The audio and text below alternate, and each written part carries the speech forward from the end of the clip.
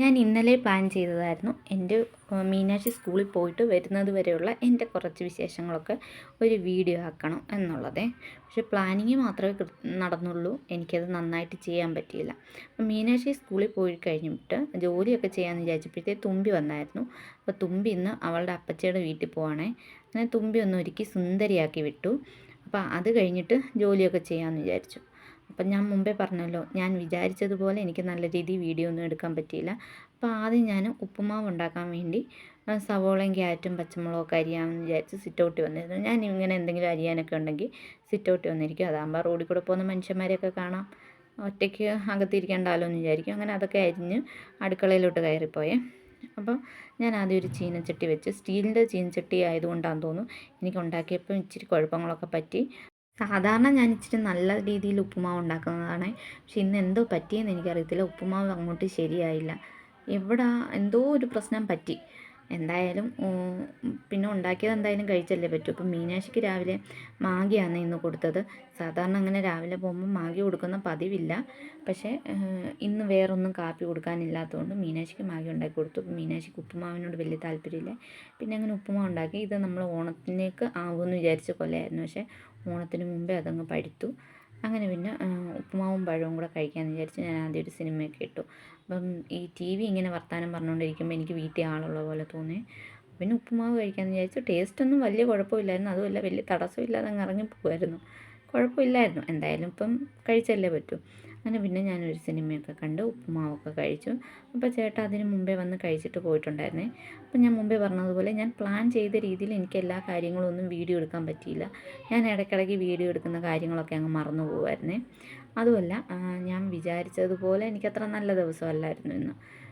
എനിക്ക് ജോലികളും പെട്ടെന്ന് ചെയ്യാൻ പറ്റുന്നില്ലായിരുന്നു. ഒരു തരത്തിലും ഒരു നല്ലതല്ലാത്തൊരു ദിവസമായിരുന്നു ഇന്ന്.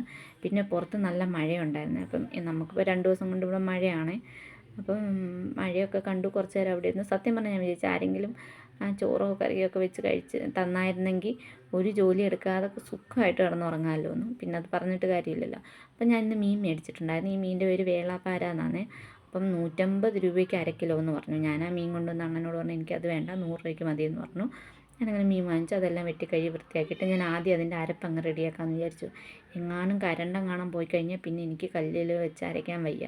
അങ്ങനെ തേങ്ങയൊക്കെ തിരുമ്മി, എന്നിട്ട് തേങ്ങയിലോട്ട് മുളക് പൊടി, മല്ലിപ്പൊടി, ഉലുവാപ്പൊടി, മഞ്ഞൾപ്പൊടി ഇത്രയും ചേർത്ത് അരച്ചു.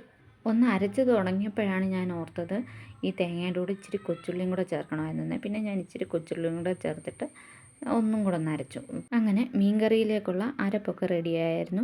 പിന്നെ ഞാൻ കഴുകി വെച്ചിരിക്കുന്ന മീനിലോട്ട് ഇഞ്ചി കൊത്തി അരിഞ്ഞത്, വെളുത്തുള്ളി, പച്ചമുളക് കീറിയത്, കാന്താരി ചതച്ചത് ഇത്ര ഇട്ടു. പിന്നെ കഴുകി വെച്ചിരിക്കുന്ന കുടംപുളി ചേർത്തു. അരച്ച് വെച്ചിരിക്കുന്ന തേങ്ങ അരപ്പ് ചേർത്തു. എന്നിട്ട് നമ്മുടെ ചാറിന് ആവശ്യമുള്ള വെള്ളം കൂടെ ഒന്ന് ചേർത്തിട്ട് ആവശ്യത്തിന് ഉപ്പും കൂടെ ചേർത്ത് ഒന്ന് തവിയും കൊണ്ടൊന്ന് ചെറുതായിട്ടൊന്ന് ഇളക്കിയിട്ട് അടച്ചങ്ങ് വെച്ചേ. ഇനിയിപ്പോൾ അതിട്ടൊന്ന് വേവുന്ന സമയം കൊണ്ട് നമുക്ക് ബാക്കി ജോലിയൊക്കെ നോക്കാമെന്ന് വിചാരിച്ചു. അപ്പോൾ ഞാൻ ഇന്ന് മോര് കറി വെക്കണമെന്ന് വിചാരിച്ചത്. പിന്നെ മീൻ കറി ഇങ്ങനെ തേങ്ങ അരച്ച് വെക്കുന്നത് കൊണ്ട് അതിൻ്റെ കൂടെ മോര് കറിയും കൂടെ എനിക്കിഷ്ടമല്ലേ. അങ്ങനെ പിന്നെ രസം വെക്കാമെന്ന് വിചാരിച്ചു. അപ്പോൾ മീൻ കറിയൊക്കെ ഏകദേശം ഒന്നായപ്പോഴത്തേക്കും കറിവേപ്പിലയും ചേർത്ത് വെളിച്ചെണ്ണയും കൂടെ ഒഴിച്ച് ഒന്ന് ചുറ്റിച്ച് എടുത്തു. അപ്പോൾ ഒരുവിധം ഒന്ന് ഇച്ചിരി ചാറ് വേണം നമുക്ക് കറിക്ക്. അപ്പോൾ ഒരുവിധം ഒന്ന് പറ്റിയപ്പം ഞാൻ മീൻ കറി അങ്ങ് നിർത്തി വെച്ചു. ഈ മീൻ ഇവിടെ വാങ്ങിച്ചിട്ട് ഒത്തിരി നാളായിരുന്നേ. അപ്പോൾ ഇന്ന് കുറേ നാൾ കൂടിയിരുന്ന് വെച്ചതുകൊണ്ടായിരിക്കും എനിക്ക് നല്ല ടേസ്റ്റ് തോന്നി. പിന്നെ ഞാൻ 2-3 മീനെടുത്ത് മാറ്റി വെച്ചിട്ടുണ്ടായിരുന്നു വറക്കാനായിട്ട്. അപ്പോൾ മീൻ കറി വെച്ച കൂട്ടത്തിൽ തന്നെ ഞാൻ രസവും കൂടെ അങ്ങ് റെഡിയാക്കിയിട്ടുണ്ടായിരുന്നേ. ഇച്ചിരി രസമേ വെച്ചിട്ടുള്ളൂ, കാരണം നാളത്തേക്ക് തൈരുണ്ടായിരുന്നു.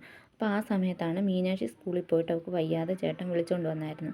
അപ്പം ചേട്ടൻ താഴെ വന്നപ്പോഴത്തേക്കും അളിയനെ കണ്ടായിരുന്നു. അങ്ങനെ അളിയൻ പിന്നെ മീനാക്ഷിയുടെ ബാഗും ഒക്കെ ആയിട്ടിങ്ങ് വീട്ടിലോട്ട് കൊണ്ടുവിട്ടേ.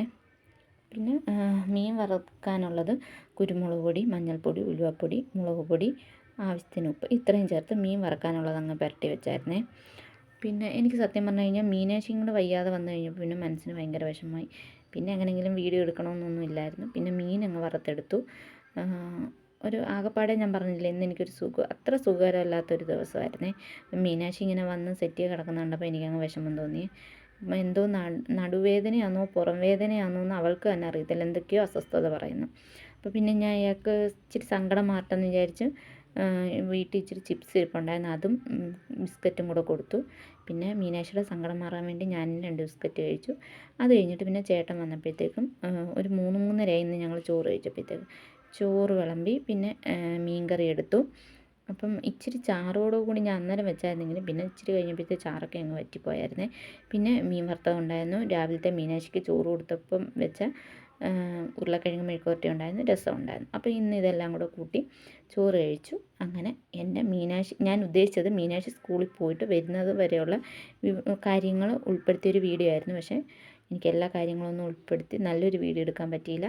അപ്പോൾ ഇന്നത്തെ വിശേഷം ഇത്രയേ ഉള്ളൂ. വീഡിയോ ഇഷ്ടപ്പെട്ടെങ്കിൽ ലൈക്ക് ചെയ്യാനും ചാനൽ സബ്സ്ക്രൈബ് ചെയ്യാനും മറക്കല്ലേ. പിന്നെ കാണാവേ.